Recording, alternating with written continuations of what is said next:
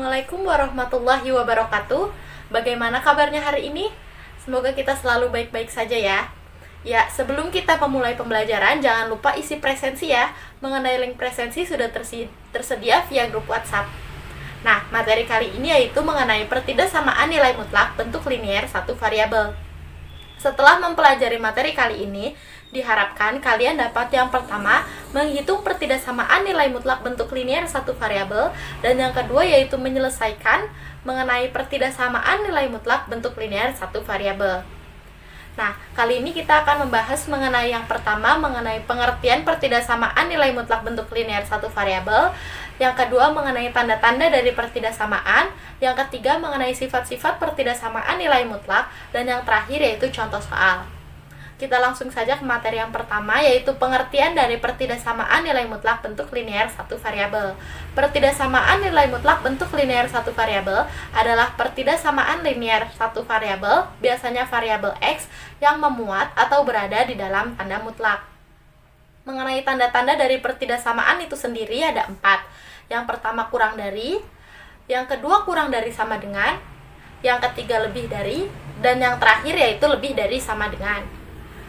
Nah, selanjutnya untuk menyelesaikan dari pertidaksamaan nilai mutlak bentuk linier satu variabel, ada beberapa sifat yang harus kalian ketahui.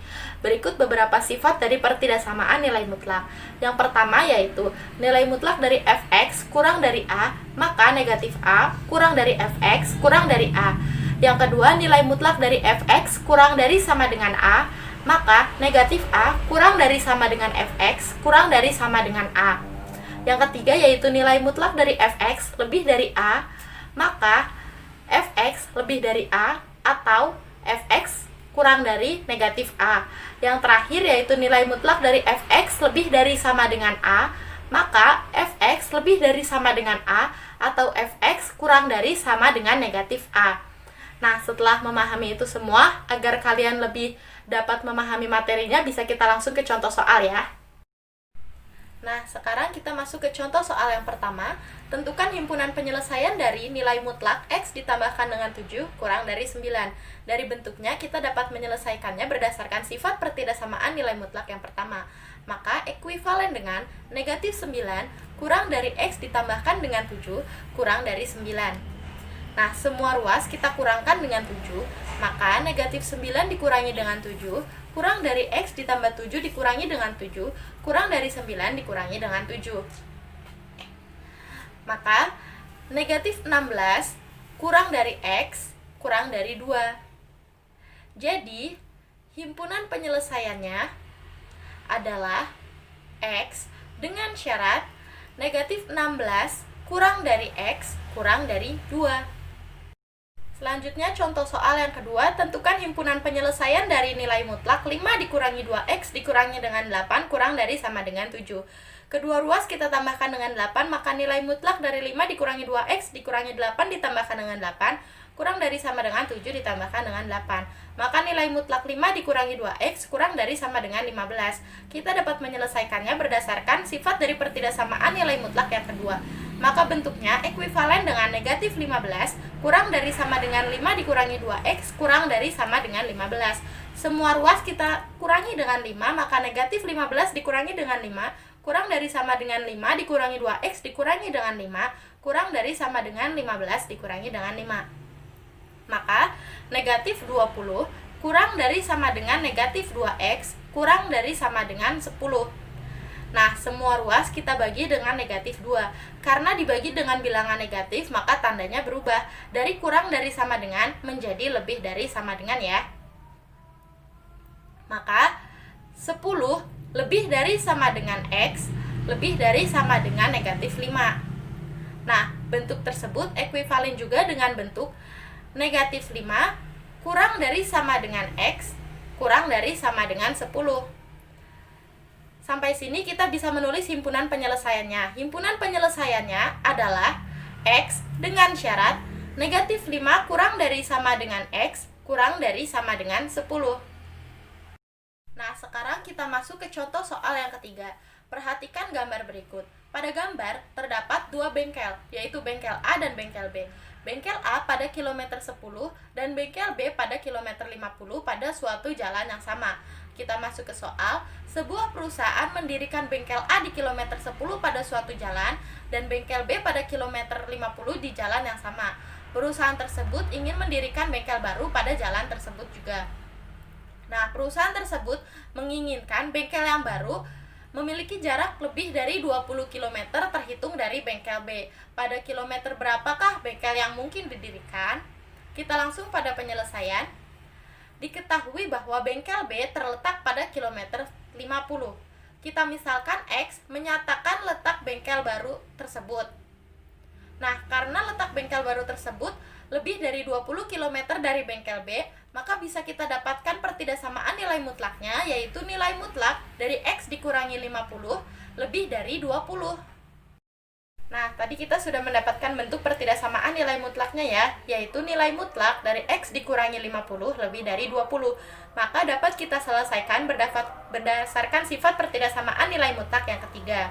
Ada dua kemungkinan. Yang pertama yaitu X dikurangi 50 lebih dari 20, atau yang kedua X dikurangi 50 kurang dari negatif 20. Nah, kita selesaikan kemungkinan yang pertama dulu ya. Kedua ruas kita tambahkan dengan 50. Maka X dikurangi 50 ditambahkan dengan 50 lebih dari 20 ditambahkan dengan 50. Maka X lebih dari 70. Sekarang kita selesaikan kemungkinan yang kedua. Kedua ruas kita tambahkan dengan 50, maka X dikurangi 50 ditambahkan dengan 50 kurang dari negatif 20 ditambahkan dengan 50. Maka X kurang dari 30. Di sini kita mendapatkan dua kemungkinan. Kita dapat tulis himpunan penyelesaiannya, yaitu X dengan syarat X kurang dari 30 atau X lebih dari 70.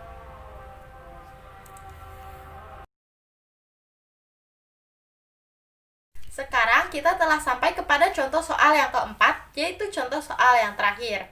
Soalnya yaitu, pada suatu hari, rata-rata kepadatan lalu lintas di sebuah perempatan adalah 726 mobil per jam.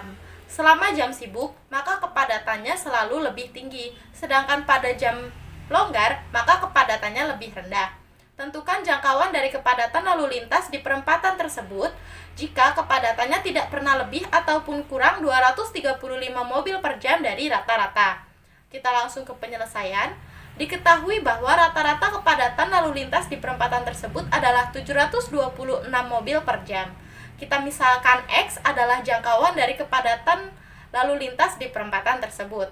Karena kepadatannya tidak pernah lebih ataupun kurang 235 mobil per jam dari rata-rata, maka kita bisa dapatkan pertidaksamaan nilai mutlaknya.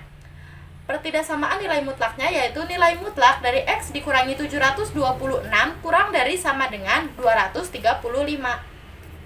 Nah, tadi sudah kita dapatkan bentuk pertidaksamaan nilai mutlaknya, yaitu nilai mutlak dari X dikurangi 726 kurang dari sama dengan 235. Maka dapat kita selesaikan berdasarkan sifat pertidaksamaan nilai mutlak yang kedua. Maka bentuknya ekuivalen dengan negatif 235 kurang dari sama dengan X dikurangi 726 kurang dari sama dengan 235. Semua ruas kita tambahkan dengan 726. Maka negatif 235 ditambahkan 726 kurang dari sama dengan X dikurangi 726 ditambahkan dengan 726 kurang dari sama dengan 235 ditambahkan dengan 726. Maka 491 kurang dari sama dengan X kurang dari sama dengan 961. Jadi bisa kita tulis himpunan penyelesaiannya adalah X dengan syarat 491 kurang dari sama dengan X kurang dari sama dengan 961.